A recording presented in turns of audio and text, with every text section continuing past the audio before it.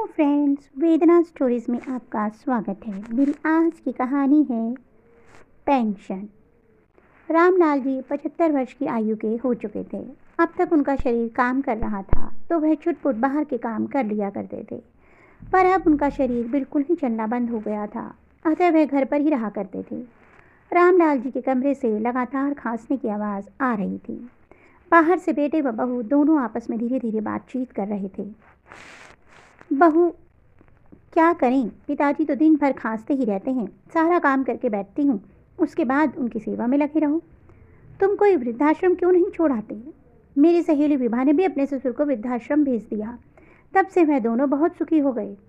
बेटा, तुम्हारा दिमाग तो ठीक है कि नहीं? बिना सोचे कुछ भी बोलती रहती हो।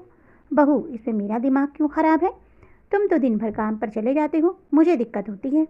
कल भी विभा के यहाँ किटी में ना जा सकी, और मेरी माँ 2 दिन से मुझे बुला रही है। उनकी तबीयत ठीक नहीं है, बेचारी बूढ़ी हैं तो अपनी बेटी का इंतजार करती हैं। बेटा, क्यों नहीं जा पा रही हो? कोई बाबूजी रोकते थोड़ा ही हैं। उनका काम करके चली जाओ, फिर घर में बबलू भी तो है, वह देख लेगा। बहू, बबलू अभी 12 साल का है और उसकी कोई यह उम्र नहीं है कि वह बुढ़े लोगों की सेवा करता रहे। उसकी पढ़ाई भी रहती है, फिर यार दोस्तों में खेलता भी है। उसका बचपन छीन लूँ क्या? बेटा, ज़्यादा परेशानी है तो सारा सामान बाबूजी के कमरे में रख जाया करो, फिर तुम आराम से चली जाया करो। कोई प्रॉब्लम आएगी तो बाबूजी मुझे फ़ोन कर देंगे। बहू, तुम्हें शायद याद नहीं है, पिछली बार जब मैं बाजार घर का सामान लेने गई थी तब बाबूजी पलंग से गिर गए थे और तुमने ही आकर मुझे यह कहा था कि उनको अकेला छोड़कर जाना नहीं है। बेटा, तो बताओ क्या करूं? जिस दिन तुम्हें जाना हो मैं दुकान की छुट्टी ले लूँगा, पर बाबूजी जब तक हैं तब तक हमें ऐसे ही रहना पड़ेगा। रामलाल जी बेटे और बहू दोनों की बातें सुन रहे थे। उन्हें लगा कि चलो, बहू तो बुढ़ापे में सेवा नहीं करना चाहती, पर बेटा मेरा अपना है, उसे मेरे लिए बुरा लग रहा है। वह बहू बेटे की पुनः बातचीत रामलाल जी सुनने लगे। बहू, हाँ हाँ, तुम्हारी दुकान तो बहुत करोड़पतियों की दुकान है कि एक दिन बंद कर दो तो कोई फ़र्क नहीं पड़े। एक दिन दुकान बंद करने का मतलब है रुपए 1000 की कमाई जाना। इसका तो एक ही उपाय है कि बाबूजी को वृद्धाश्रम भेज दो। मैं भी विभा की तरह स्वतंत्र होकर जी लूँगी। बेटा, अलका, तुम बिल्कुल समझदार नहीं हो। बाबूजी और विभा के ससुर में कोई तो अंतर है। विभा के ससुर की कोई पेंशन थोड़ी थी, उनके तो प्राइवेट नौकरी थी। उन्हें तो रिटायरमेंट के बाद पैसा मिला, वह उन्होंने अपने बेटे और बेटी को बांट दिया, इसलिए विभा ने उन्हें वृद्धाश्रम भेज दिया। रमेश थोड़ा ठहर कर अपनी पत्नी अलका से कहता है, अलका, मेरे पिताजी की तो पेंशन से हमारा घर चलता है।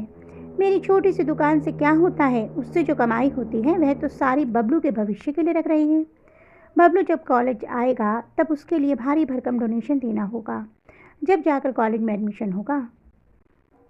अब जब तक पिताजी हैं थोड़ा निभा लो। अगर हम पिताजी को वृद्धाश्रम छोड़ आएँ तो बैंक वाले हमें पेंशन नहीं देंगे। हम यही सोचकर पिताजी की थोड़ी सेवा कर लेते हैं कि उनकी सेवा के बदले हमें उनकी पेंशन घर के मिल रही है। पिताजी अंदर बैठे सब सुन रहे थे। उनके दिल को गहरा धक्का लगा। वह सोच रहे थे कि उनका बेटा उनके लिए बहू से लड़ाई कर रहा है, पर वह तो बहू से भी बड़ा स्वार्थी निकला। उसे पिता से ज़्यादा उसकी पेंशन प्यारी है। वह उनकी जो देखभाल कर रहा है वह पेंशन के कारण कर रहा है।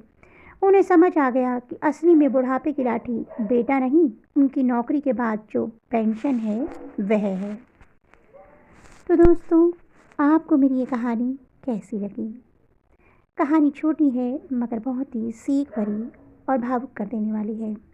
आशा करती हूँ आपको ये कहानी पसंद आई होगी। अगर कहानी पसंद आई हो तो कहानी को लाइक करना मत भूलिएगा। जल्दी ही ऐसी अन्य रोचक कथाओं के साथ आपको मिलूँगी। तब तक के लिए बाय बाय।